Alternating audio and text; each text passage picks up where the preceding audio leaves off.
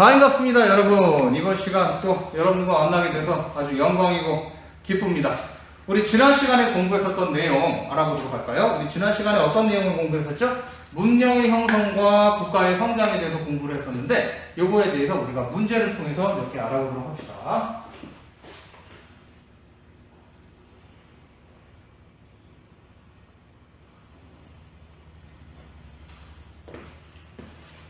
문제를 통해서 지난 시간에 배웠던 것을 떠올려보는 시간 되겠습니다. 1번 중국 고대 왕조의 주나라의 봉건제와 서양 봉건제도에 큰 특징이 있었다고 했습니다. 차이점이 있다고 했는데 뭐였죠? 중국의 봉건제는 어땠어요? 누굴 내보냅니까? 친척들을 내보내잖아요. 친척들에게 땅을 내려주잖아요. 혈연관계가 되겠죠. 그러면 중세 유럽의 봉건제는 계약관계였다라는 거 이렇게 나오죠. 혈연을 바탕으로 했던 게 주나라의 봉건제 특징이다. 2번 봅시다. 인더스 지역을 아리안족이 침공한 이후로 형성된 배타적인 신분제도 명칭 무슨 제도였죠? 브라만, 크샤트리아, 바이샤, 수드라. 무슨 제도? 카스트 제도 되겠습니다. 이렇게 알아봤습니다. 자, 이번 시간에는 새로운 단어 고조선과 여러 나라의 성장에 대해서 알아보겠어요. 이제 드디어 한국사로 돌아온 그런 느낌입니다. 우리 민족이 어떻게 보면 최초의 국가라고 할 수 있는 고조선에 대해서 우리가 알아보겠죠. 뭐 단군 할아버지가 터잡으시고 할 때 시작되는 그게 바로 고조선 아니겠습니까? 고조선. 이게 실질적인 우리나라 역사의 시작이다라고 볼 수 있겠죠. 그리고 동시에 여러분들 이제 2학년에 들어와서 배우게 된 역사의 정말 진정한 시작이다라고 보실 수 있겠습니다. 그 앞에 거는 다 튜토리얼이었다 생각하시면 되겠어요. 목표 봅시다. 학습 목표, 만주와 한반도의 청동기가 보급된 시기와 청동기의 쓰임을 파악할 수 있다가 오늘의 목표가 되겠습니다. 청동기. 문명의 공통점은 청동기 사용이니까. 두 번째, 고조선에 이어 나타난 여러 나라들의 특징을 열거할 수 있답니다. 고조선만 나라였나? 고조선이 멸망한 이후에도 여러 나라들이 있었어요. 부여, 옥저, 그다음에 그 유명한 고구려, 동해, 등등. 삼한 지역에 여러 나라들이 있는데 그런 나라들의 특징에 대해서도 알아볼 거예요. 오늘 내용이 상당히 많기 때문에 뭔가 중요하지 않은 내용들은 선생님이 가지치기식으로 추려나갈 테니까 여러분들 잘 읽고 따라와 주십시오.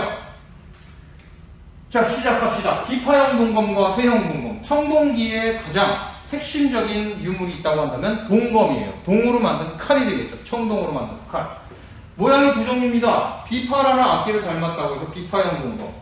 그 다음에 아주 뾰족한 그런 모양이다 하여 쇠형 동검이라는 두 가지가 주된 모양이 되겠는데요. 이러한 동검들은 어떻게 만들었냐? 바로 여기 틀에 넣어갖고 만들었죠. 우리가 거푸집이라고 불리는 이 틀 안에다가 청동을 부어가지고 뜨거울 때 녹여서 부어가지고 착 붙여놓은 다음에 띄면 어떻게 되겠습니까? 모양이 촥 나오겠죠? 우리 초콜릿 만들 때도 이런 틀에다 넣어가지고 만들잖아요. 초콜릿 만들 때도. 좀 더 자세히 보여드리면 형틀을 만들어서 조립을 해서 샘물을 붓고 압착 및 건조를 한 다음에 딱 떼내면 이렇게 칼이 나왔다는 것이죠. 칼만 만든 게 아니라 그 외에도 아주 수많은 도구들을 많이 만들었습니다. 제사에 쓰는 도구들, 방울, 청동방울 딸랑딸랑딸랑 하는 거. 그 다음에 청동으로 만든 날에 씌우는 날 뚜껑. 그 다음에 또 제사 지낼 때 쓰는 딸랑이 같은 것들, 이러한 것들을 만들었어요.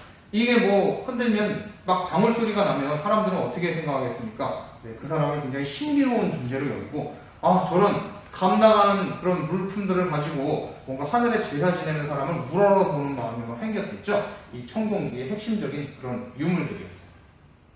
청동 거울이라고 해요. 이 거울은요, 사람 얼굴을 비치거나 물체를 비치는 게 아니라 목에다 이렇게 걸고 있으면 빛이 반사돼서 그 사람 몸이 빛나는 것처럼 보인다고 해요.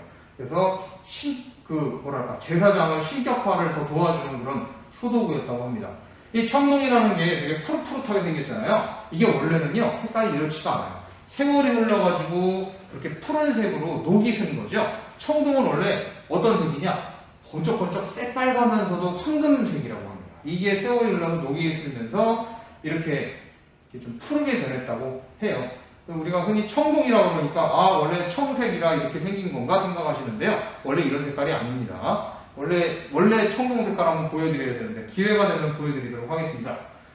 구하기가 힘들었어요. 청동은요. 만들기도 어렵고 제작 방법도 상당히 어려웠습니다. 이 청동을 만들 수 있는 뭐 기법뿐만 아니라 청동의 원료가 되는 그런 광물도 구하기가 상당히 어려웠었다는 것이죠. 자, 그 다음에 무기나 제사 도구로만 사용했어요. 구하기가 어렵다 보니까 지배층들만이 소유할 수 있었고, 그러다 보니까 주로 무기, 그 다음에 제사의 용품으로 많이 쓰이게 되었다는 거 알아두시면 되겠습니다. 그러다 보니까 농사 지을 때는 청동 썼을까요? 못 썼을까요? 귀하니까 어떻게? 못 써요. 귀하니까. 귀한 건데 농사 짓는데 귀한 청동을 함부로 쓸 수 있겠습니까? 그리고 청동이 사실 금속이긴 금속인데요. 어떻게 보면 돌보다 약할 때도 있었어요. 부러지기도 있어요. 강도가 좀 약해가지고요. 그래서 차라리 농사 지을 땐 구하기도 쉽고 단단한 이런 돌을 가지고 그냥 농사 짓는 게 낫겠다 해가지고 청동기 시대에도 이렇게 돌이나 나무나 뭐 이런 걸로 된 그런 단단한 짐승 뼈로 된 그런 도구들을 활용해서 농사를 지었다는 겁니다. 그럼 청동은 뭐가 유리한가요? 네, 청동은 가공하기가 쉽고 그 다음에 예리하잖아요. 돌은 예리합니까? 아무리 갈아도 금속보다는 예리함이 좀 떨어지겠죠? 그래가지고 제사용이나 무기로만 쓰였다는 거 알아두시면 되겠어요. 자, 그래서 농기구는 간석기나 나무로 제작했고 반달, 돌칼, 돌라 이런 것들이 쓰였다는 겁니다. 이거는 여러분들 뭐 돌괭이, 뭐 돌곡괭이, 돌 나신 거 알겠죠? 이거 반달 돌칼인데요. 이거는 이걸 가지고 뭘 했냐? 벼 이상을 벗겼습니다. 그 벼를 먹으려면 그 줄기도 벗기고 해야 되잖아요. 이걸 이렇게 손으로 딱 잡고 쭉쭉쭉쭉 해서 벼 이상을 벗겨내는 용도로 쓰였다고 해요.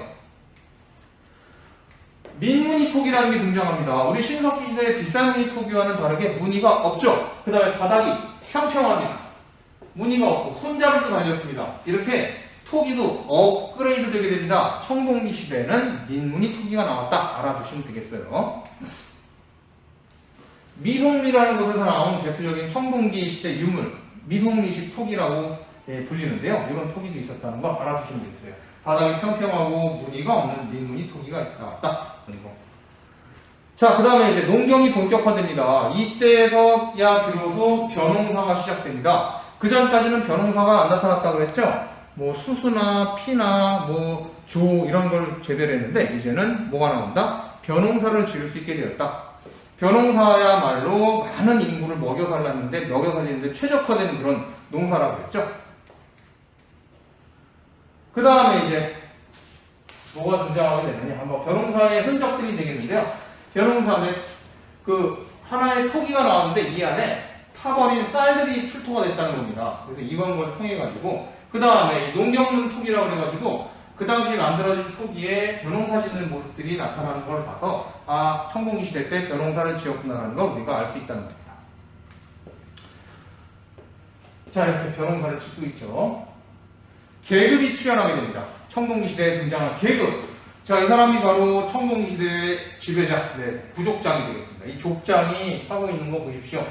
이 투검이라고 해가지고 긴 청동창 끝에 청동으로 만든 마개, 그 다음에 방울을 주렁주렁 달고 청동거울, 팔주경, 가지방울 같은 걸 달고 움직일 때마다 쩔렁쩔렁 소리를 내면서 위험 있는 모습을 보였다는 거예요. 이게 그 당시 지배자들의 모습이었다는 것이죠. 그리고 사회는요, 계급이 등장하게 됩니다. 자, 동그라미 이번에 계급 한번 써볼게요. 농업 생산량이 증가하면서 어떻게 해요? 또 인구가 늘어나고 전쟁으로 인해서 지배자와 피지배자가 나뉘게 되면서 계급이 등장하게 됩니다. 주거도 바뀌게 됩니다. 이거 선생님이 대충 되게 만든 건데 저게 좀 후졌죠? 네, 양해해 주세요. 신석기 시대에는 바닷가와 강가에 살았는데 이제는 어떻게 되냐? 청동기는 강을 끼고 있는 야산이나 구릉에 올라가게 됩니다. 아니 바닷가에서 살다가 왜 이제는 물이 필요 없나? 그렇진 않죠. 물과 그래도 어느 정도 가깝지만 야산이나 구릉으로 올라간 이유는 뭐냐? 바로 외적의 침입에 대비하기 위한 거죠. 바닷가에서 살다가 저기 쳐들어오면 어떻게 해요? 배 타고 도망가는 것도 시간이 오래 걸리고 저기 배 타고 쳐들어온 거면 어떻게 합니까? 그렇죠. 방어하기에 높은 데가 유리해요? 낮은 데가 유리해요? 높은 데서 내려다보는 게 유리하죠? 그래서 다시 산으로 올라갔는데 아주 높은 산이 아니라 강으로 언제든지 접근이 가능한 야산이나 구름으로 올라갔다는 거 알아두시면 되겠습니다. 자, 조는 친구도 있을까봐 소리를 좀 집어넣었어요. 농업 중심 사회였고 전국전쟁이 많이 일어났다는 거 알아두시면 되겠어요. 신석기 시대와 비교해서 집터의 모습이 차이가 있죠. 신석기 시대는 집 모양이 어떻습니까? 바닥이 동글동글해요. 청동기 시대는 어때요? 네모네요. 왜 그러냐? 공간의 필요성이 있다는 거죠. 공간. 집을 여러 개의 공간으로 나눌 필요가 생겼다는 겁니다. 봅시다. 옛날에 신석기 시대는 동그라니까 공간을 이렇게 나누면 여기 공면이 생기니까 상당히 좀 불편해요. 공간 나누기가. 근데 네모는 어떻습니까? 네모나면은 이렇게 딱 정사각형, 직사각형 등등등등으로 후획을 나눌 수 있으니까 좋지 않겠어요? 그래서 이제 주거의 형태와 집 모양도 달라지게 되었다는 거 알아두시면 되겠습니다. 집터의 깊이도 달라집니다. 신석기 시대에는 너무 추우니까 좀 더 땅을 깊이 파면은 어떻게 해요? 좀 추위를 피할 수 있을 거다 생각을 했는데 청동기 시대에 와서는 이렇게 깊이 파지 않고서도 뭔가 집을 잘 지을 수 있는 기법이 발달했기 때문에 얕게 파도 집을 잘 지을 수 있었다. 알아두시면 되겠어요. 자, 땅의 열에 의존하는 데서 벗어났고 높은 건물을 지어도 될 정도로 건축 기술이 발달했기 때문에 집 깊이도 달라졌다는 거. 즉 야산과 언덕에 등집을 제작하고 이제는 신석기에 비해서 상당히 지상으로 많이 올라왔다는 거 여러분들 기억하시면 되겠습니다. 그 다음에 무덤에서도 계급이 뭔가 있다는 것이 드러나게 된 거죠. 계급이 나타납니다. 이거 뭡니까 여러분들? 강화도 가면 많이 보이는 거. 고인돌이죠. 고인돌. 이 고인돌이 누구 무덤이에요? 지배층 무덤이에요? 피지배층 무덤이에요? 지배층 무덤이죠. 왜냐? 이거 하나 만들 때 많은 사람들이 힘으로 옮겨야 되니까 그렇게 많은 사람들을 동원할 수 있을 정도면은 그 지역에서 어느 정도 통치력을 갖고 있는 사람일 것이다라는 그런 결론에 도달하게 되는 거예요. 그래서 이 고인돌과, 이건 남방식 고인돌이에요. 이 남쪽 지역에는 돌 큰 거 하나만 갖다 놓는 고인돌도 있다는 거.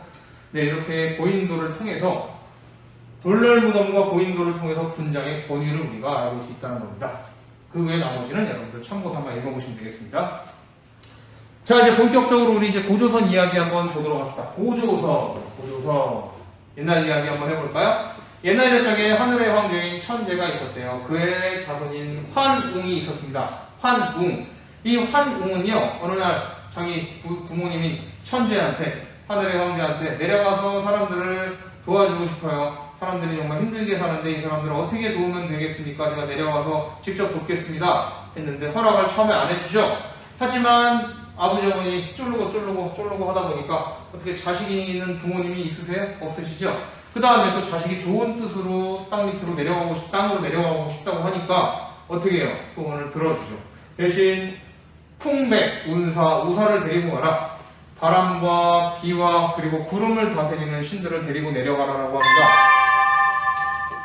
이건 부족의 우월성을 드러내는 거죠. 우리는 하늘에서 내려온 사람의 자손이다라는 일종의 선민의식이 되겠습니다. 풍백, 우사 뭡니까? 한마디로 비와 구름과 바람 다 농사 짓는데 중요한 요소들 아니겠습니까? 농경을 중시했다는 것을 여러분들은 알 수 있죠.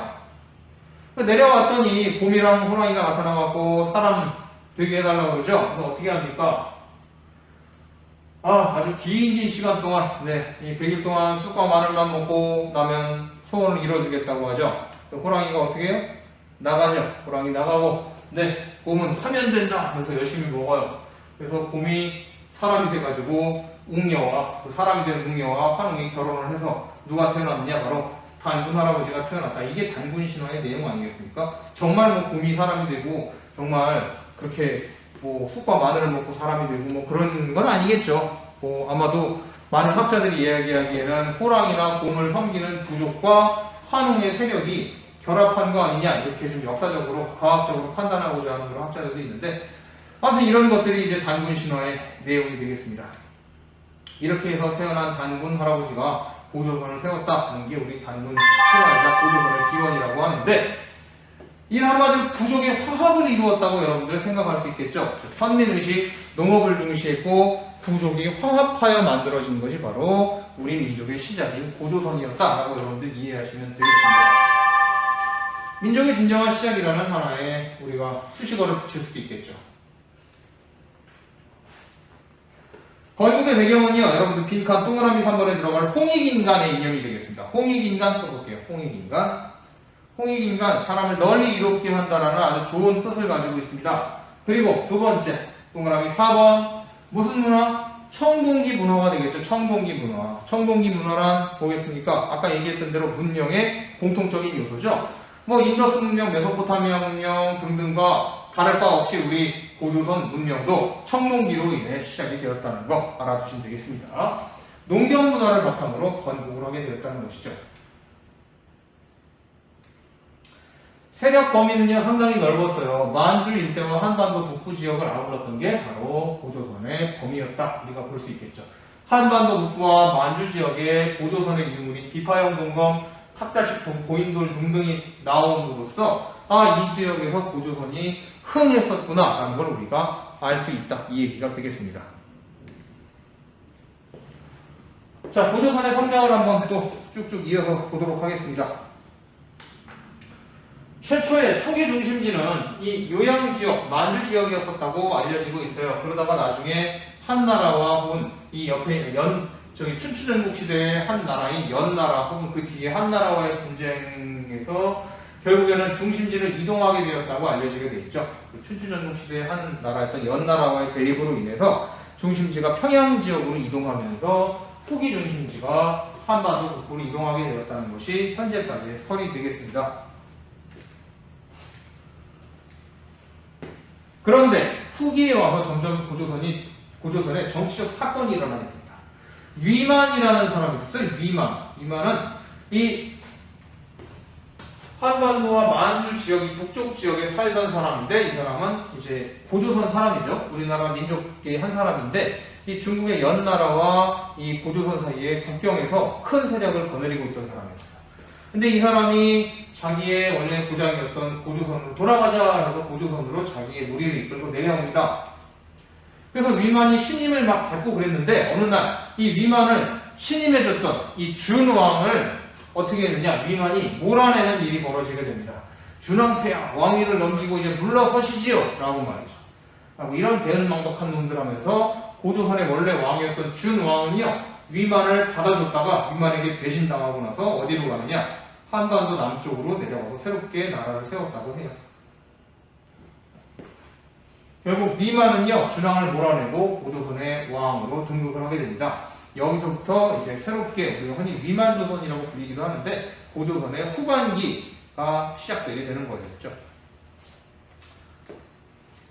고조선은요 발달된 철기 문화와 더불어서 뭐를 통해 성장하냐? 여러분들 중개무역을 통해 성장하게 됩니다. 뒷장 넘어가세요. 뒷장.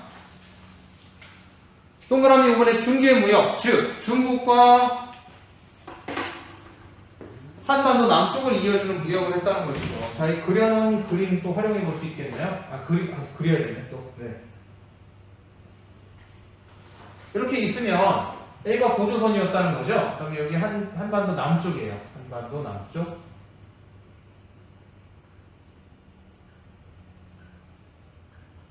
여기가 고조선. 그 당시에 중국은 한나라라는 왕조가 있었습니다. 근데 이 고조선은요, 아까 얘기했지만 철기무역 통해서 성장하게 됐지만 한나라와 한반도 남쪽 사이를 중개를 해갖고 무역을 해줬어요. 한나라 물건을 고조선이 사다가 한반도 남쪽에 있는 국가들한테 팔고 한반도 남쪽에 있는 물건을 사다가 한나라한테 팔면서 차익을 얻으면서 성장하고 있었다는 것이죠.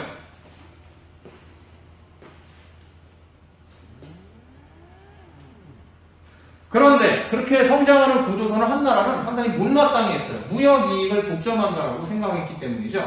그래서 열받은 한나라가요, 중국의 한나라가 고조선을 쳐들어갑니다.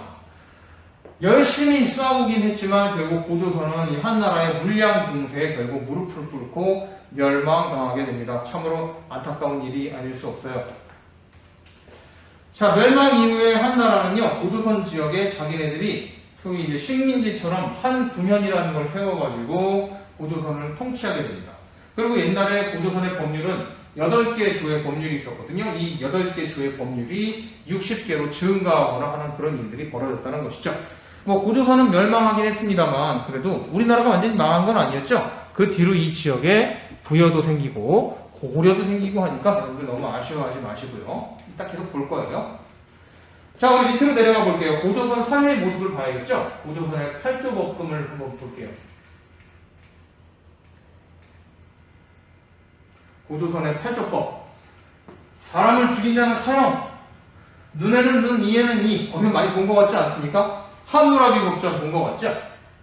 상처를 입힌 사람은 공물로서 배상한다. 피해자의 머리가 다 자랄 때까지 드는 식량을 모두 배상해라. 상당히 보복주의적인 그런 법이 고조선의 8조법금이었습니다. 8개 정도 있었던 법들인데 이게 지금까지 다 전해져 오고 있진 않아요. 한 3개 정도만 전해져 오고 있다는 것이죠. 조금 아쉽죠? 어떤 게 있었는지 다 알고 있었으면 재밌었을 텐데.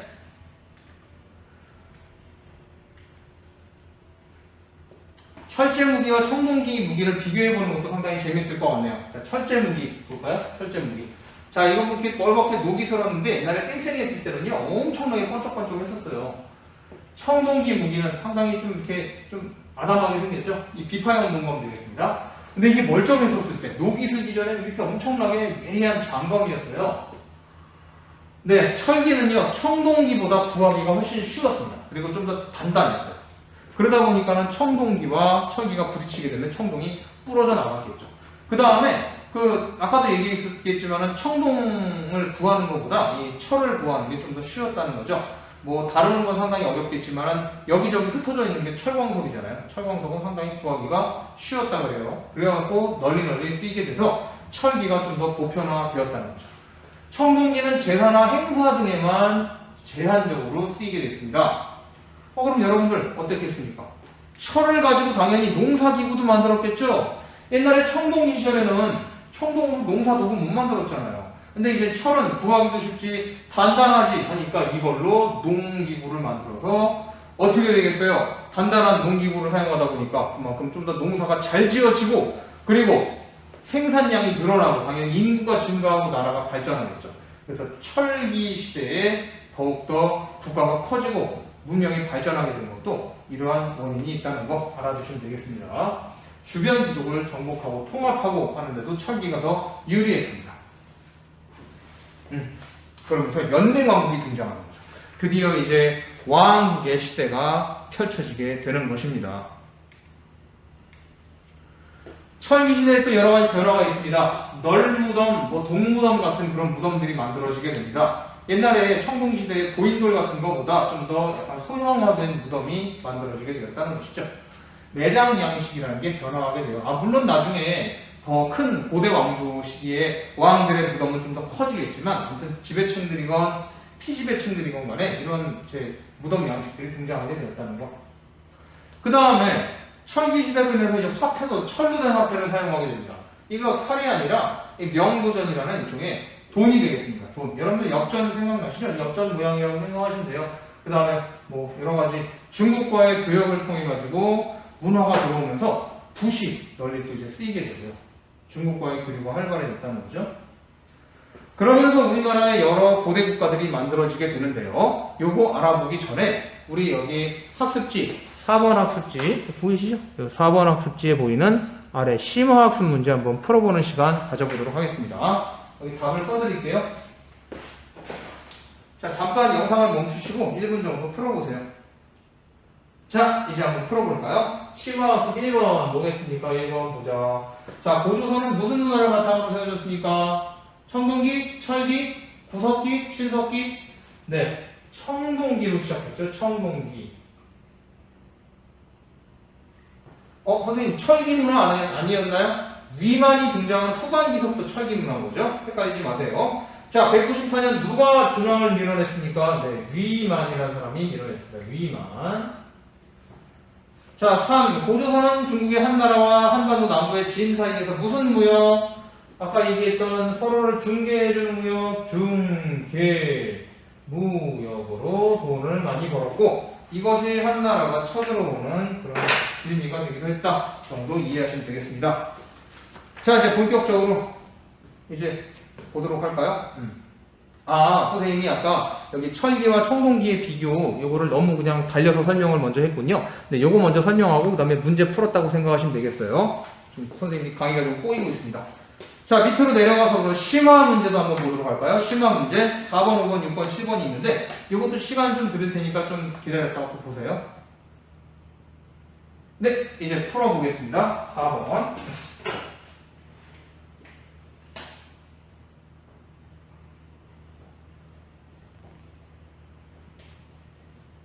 4, 5, 6, 7번이 연이어있네요. 4번. 청동보다 단단하고 구하기 쉬운 뭐가 등장했습니까? 네, 철기가 등장했다. 철기. 5번. 청일기시대 청동은 제사나 행사 등 무슨 도구로 사용됐습니까? 의례용 도구. 의례용 도구. 의례용 도구로 쓰였다.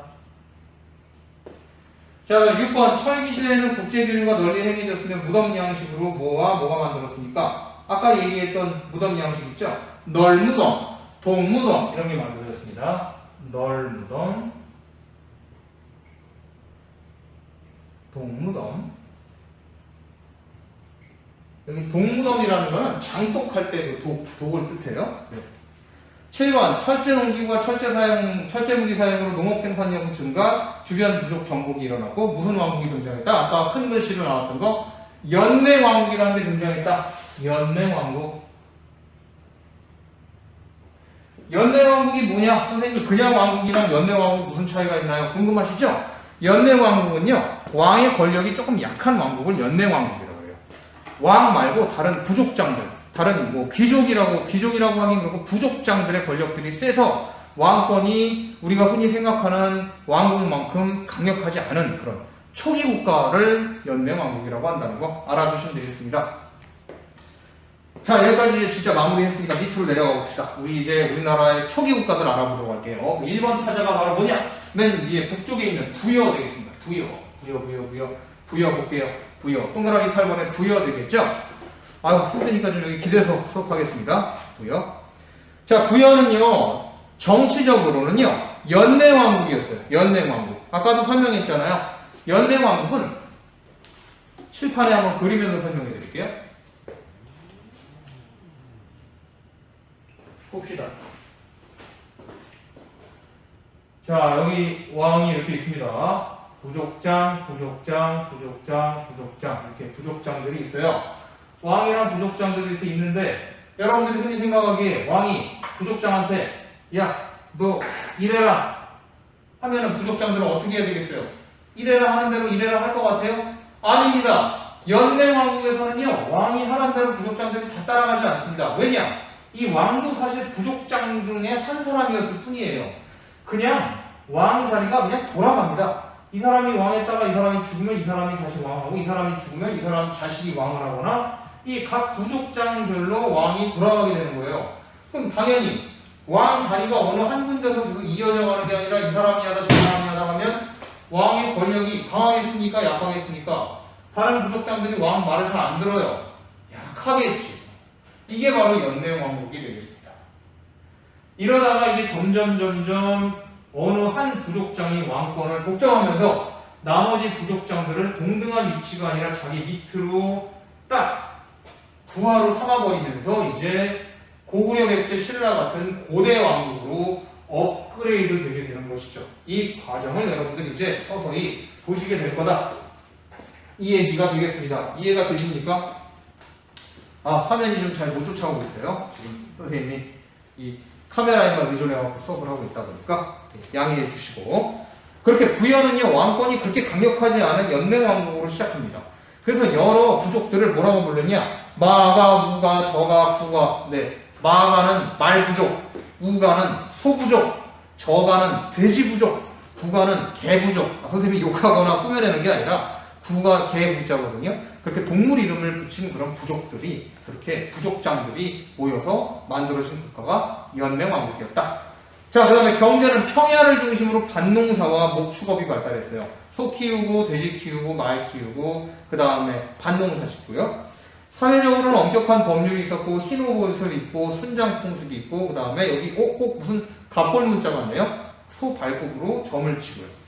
제철 행사, 축제가 있었습니다. 우리 효성중학교도 축제 있죠? 축제. 이것처럼 부여도 옛날에 축제가 있었어요. 그 축제는 12월에 시작하는 영고라고 있습니다. 영고. 자, 빈칸에 영고 써봅시다. 영고. 넘어갈게요. 자, 부여 끝났고, 이제 뒷자리. 고구려 봅시다. 고구려.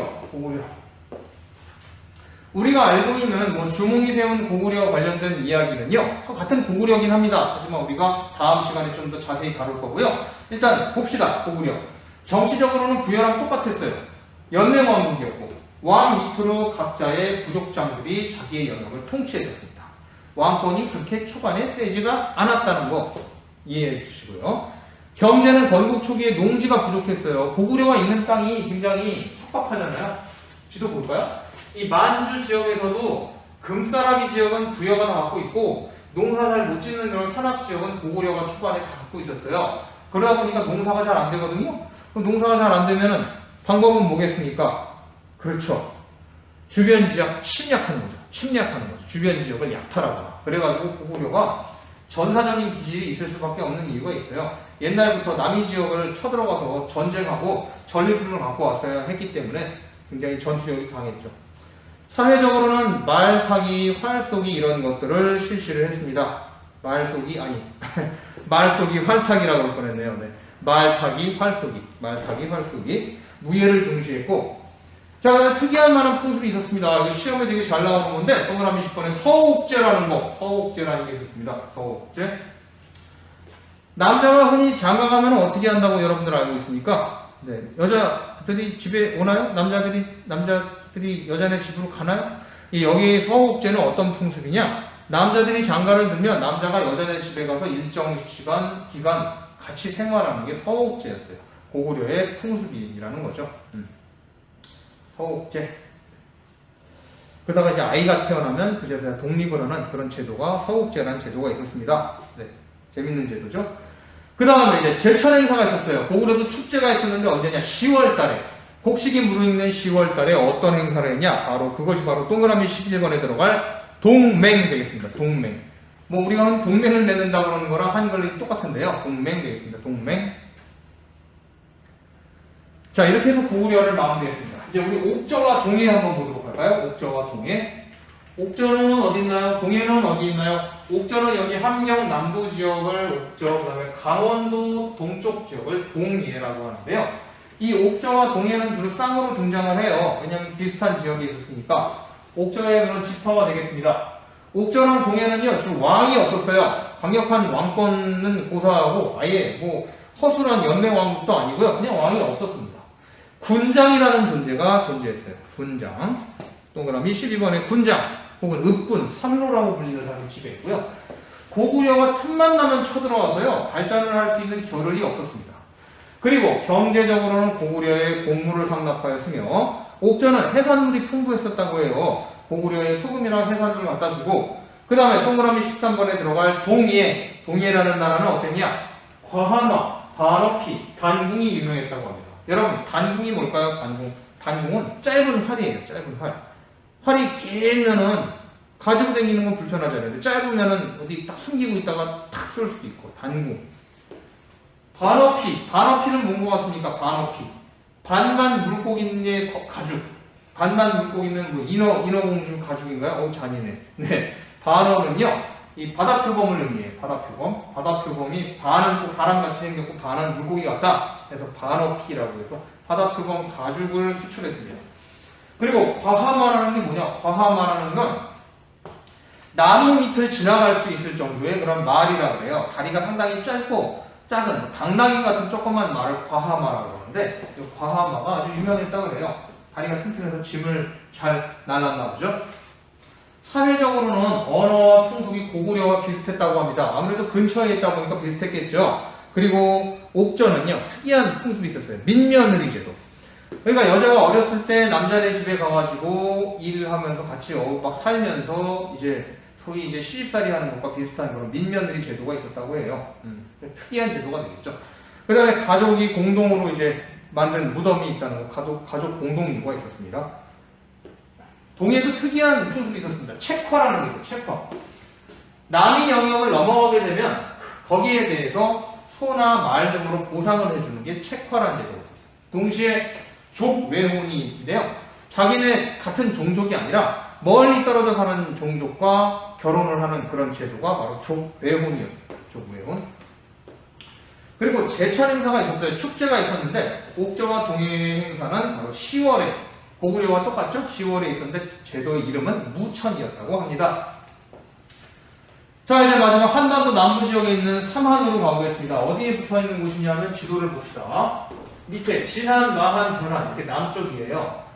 아까 설명했다시피 위만 때문에 준왕이 쫓겨났다고 그랬죠. 쫓겨나서 한반도 남쪽으로 내려가서 나라를 세웠다고 하는데 거기에 후손들이 되는 나라가 바로 진한, 마한, 변한 3한이 되겠습니다. 이 3한은 어떤 풍습이 있었는지 이제부터 한번 알아볼까요? 자, 이 소대가 있는데 정치, 군장이 통치를 했다고 해요. 여기도 마찬가지로 옥저랑 동해처럼 군장이 통치했고 그 다음에 마한이라는 나라의 목지국이라는 지도자가 3한의 대표를 했다고 합니다. 지금으로 치면 여기 충청남도 지역에 있었던 게 마한인데요. 굉장히 강력했나봐요. 전라북도랑 충남 지역이 마한이 있었는데 그리고 정치와 종교가 분리되어 있는 특이한 제도가 있었습니다. 바로 재정분리였죠. 동그라미 14번에 재정분리. 정치를 담당하는 군장이 따로 있고 종교를 담당하는 제사장이 따로 있어서 이 두 사람이 동시에 권력을 나누어 갖고 있었다는 겁니다. 재정일치의 반대말 재정분리가 되겠죠. 군장과 정치지도자 군장, 종교지도자 천군이 분리되어 있었습니다. 그래서 이 천군이라는 종교지도자가 다스리는 지역이 있었는데 여기를 뭐라고 부르냐? 바로 여러분들 동그라미 15번에 들어갈 소도라고 했습니다. 무슨 도? 소도. 이 소도에서 예를 들어 죄를 지은 사람이 소도로 들어갔다. 그러면 그 사람 잡을 수 있을까요? 못 잡아요. 스스로 나갈 때까지는 잡을 수 없는 곳이 바로 소도였어요. 신성 지역이었다는 거죠. 소도를 표시하는 게 바로 솥대라는 건데요. 이렇게 나무로 만든 이 오리를 갖다가 이 나무 끝에다가 매달아놓은 게 바로 솥대라고 했어요. 여기 있는 나무 오리가 하늘과 사람을 이어주는 일종의 메신저 역할을 했다라고 사람들이 믿었다는 거죠. 네. 그래서 여기 신성 지역에 소도라는 게 있었습니다. 경제적으로는 변호사가 발달했습니다. 남쪽 지역이니까 변호사가 잘 됐겠죠. 그 다음 변한. 변한이 어디 있는 게 변한입니까? 지도 한번 볼까요? 남쪽에 있는 이쪽, 이 김해 쪽에 있는 변한이라는 곳에서 철이 많이 생산돼서 이 변한에서는 철 수출로 돈을 많이 벌었습니다. 그리고 제철 행사도 있었어요. 5월과 10월에 각각 계절제라는 제철 행사를 지냈다는 거 알아두시면 되겠죠. 마지막 진화는 백제에게 정복당하고 그리고 변화는 가야에게 진화는 진화의 사로국은 신라로 발전해 나가면서 이 삼한도 점점 업그레이드 되면서 고대 국가로 나아가게 된다는 거 알아두시면 되겠습니다. 자, 이런 표로 정리해 볼 수 있겠네요. 맨 위에 있는 북쪽의 부여는 연명하고 관농사 목축업 그리고 엄격한 법률 흰옷 순장 풍습이 있었고 12월 영고 고구려는 연명왕국이고 건국 초기에는 농지가 부족해서 주변을 침략하고 무예를 중시하고 서옥제가 있었으며 10월 동맹이 있었다. 마지막 아니고 옥저는 군장국가의 고구려의 특산을 갖추고 민면의제 가족문지 동해는 군장국가의 책화 조계훈 무천이라는 축제가 있었고 마지막 삼한 지역은 재정이 분리되어 있었다. 정치와 제사가 분리되어 있었고 정치적으로 군장, 종교적으로 천군 그리고 소도를 천군이 지배했다는 거 변호사와 철수출 5월과 10월에 계절제가 있었다. 정도로 정리해 볼 수 있겠습니다. 자, 그렇다면 옥저 동해에는 왜 왕이 없었을까? 고구려한테 계속적으로 압력을 받다 보니까 스스로 연맹왕국으로 발전할 수 있었던 겨를이 없었다는 것이죠. 그거 여러분들 잘 알아두시면 되겠습니다. 주변 국가에게 심하게 압력을 받으면 발전할 수 있는 여력이 너무 없어요. 네. 참 복잡하다는 외교 관계죠. 네. 권력의 관계이기도 하고요. 삼한 지역 재정분리사의 정치 종교이고 정치와 종교가 분리되어 있었다는 점 다시 한번 강조하는 이유는 이런 게 시험에 나오기 때문입니다. 잘 알아두세요. 괜히 소리까지는 없겠습니까?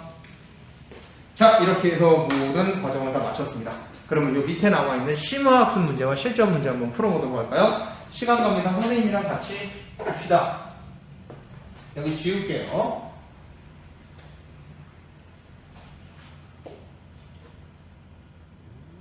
카메라 좀 땡기겠습니다. 자, 봅시다. 8번, 이게 아니다.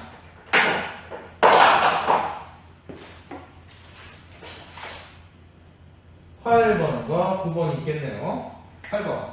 부여는 왕이나 지배자가 죽으면 주변 사람들 같이 매장하는 오후 잔인한 풍습 뭐예요? 순장이 있었죠. 순장. 9번. 삼한에는 천군이 다스리는 신성지역으로 무슨 도가 있었습니까? 무슨 도? 무슨 도? 네, 소도 되겠습니다. 소도. 여기는 죄인이 들어가서 잡을 수 있다? 못 잡는다. 죄인이 나올 때까지는 못 잡는다. 자, 우리 이제 다음 국가에 대한 설명으로 옳은 것은 뭡니까? 이런 게 시험에 나오더라고요. 자, 변호사가 발달했다. 천군이 종주를 주관하고 신성지역인 소도를 다스렸다. 어느 나라입니까? 소도. 뭡니까? 어느 나라예요? 삼한이죠, 삼한.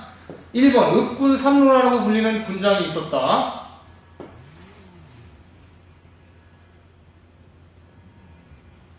읍군 삼루라고 불리는 군장이 있었다. 2번, 같은 시족끼리는 혼인하지 않는 풍습이 있었다. 3번, 다른 음락을 침범하면 소, 말 등으로 보상하였다. 4번, 고구려 간서 부인의 연맹왕국을 발전하지 못했다. 5번, 5월과 10월에 계절제라는 행사를 열어 단합을 도모했다. 예, 삼한에 관련된 내용으로 옳은 것 정답은 5번 되겠습니다. 네, 여러분들 고생 많으셨고요.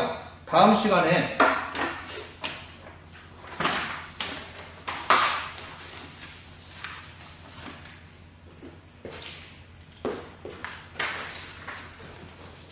다음 시간에는 고구려의 성장과 영토 확정에 대해서 배우도록 하겠습니다. 여러분 다음에 만나요. 안녕.